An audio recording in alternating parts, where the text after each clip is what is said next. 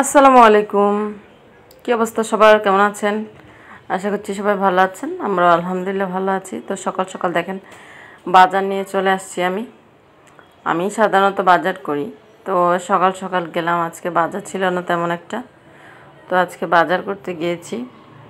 তো দেখা যাক কী কী নিয়ে আসছি। দেখেন এখানে একটা লাউ নিয়ে আসছি বড় দেখে, আর এনেছি হলো লাল শাক। এখানে 3 মুঠা লাল শাক আনছি। আর এখানে আধা কেজির মতো টমেটো নিয়ে আসছি। টমেটোটা আমার প্রতিদিনই লাগে আসলো। টমেটো এটা সেটাতে আমার দিতেই হয়, ভালোই লাগে।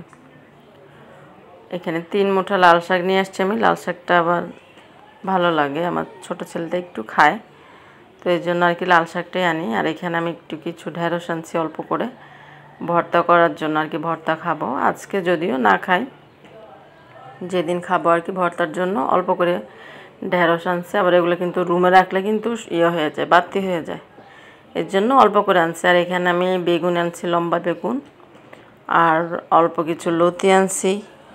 আবার এখানে নিয়ে আসছি কিছু পটলগুলো এখন ভালোই ফ্রেশ, একবারে বড় বড়, ভালোই লাগে। পটল ভাজা দুইটাই ভালো লাগে খেতে।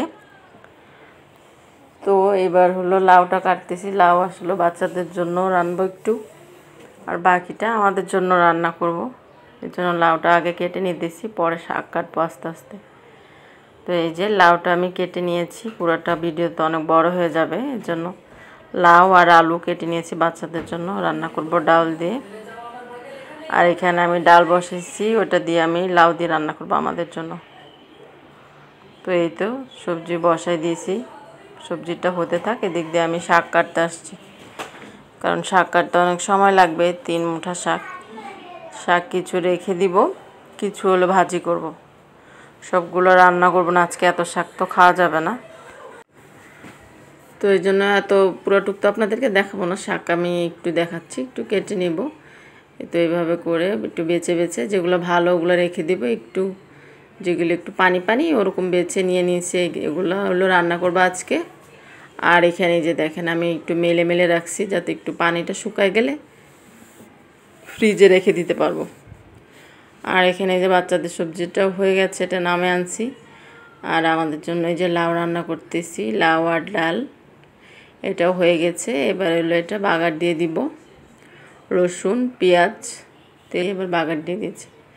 লাউ কিন্তু এভাবে ভালোই লাগে, একটু ডাল আর লাউ দিয়ে টেস্ট খুবই ভালোই লাগে। মুগ ডাল দিয়েও রান্না করলে ভালো লাগে, মসুর ডাল দিয়েও ভালো লাগে। তো আমি আজকে মসুর ডাল দিয়ে রান্না করছি। আর এখানে আমি তো এবার ডিম সিদ্ধ দিয়ে দিব বাচ্চাদের জন্য। আর বাকি টুকিটাকি তো আমার শেষ। এবার শাকগুলো ধুয়ে নিয়ে আসছি ভালো করে, এবার শাকটা বসাই দিব। এই যে আমি রসুনগুলোকে পুতা দিয়ে ছেঁচে নিছি, ছেঁচা দেখেন। তো আমি এভাবে আর কি সাদা ভাজি করব, কারণ মরিচ টরিচ দিব না কিছুই, শুধু রসুন দিয়ে লাল শাকটা ভাজি করব। তো রসুনটা লাল হয়ে আসছে, এবার শাকগুলো দিয়ে দিলাম। একটু নেড়ে চেড়ে নিলেই এখানে আস্তে আস্তে শাকের যে পানিটা বের হবে ওটা দিয়ে কিন্তু শাকটা হয়ে যাবে।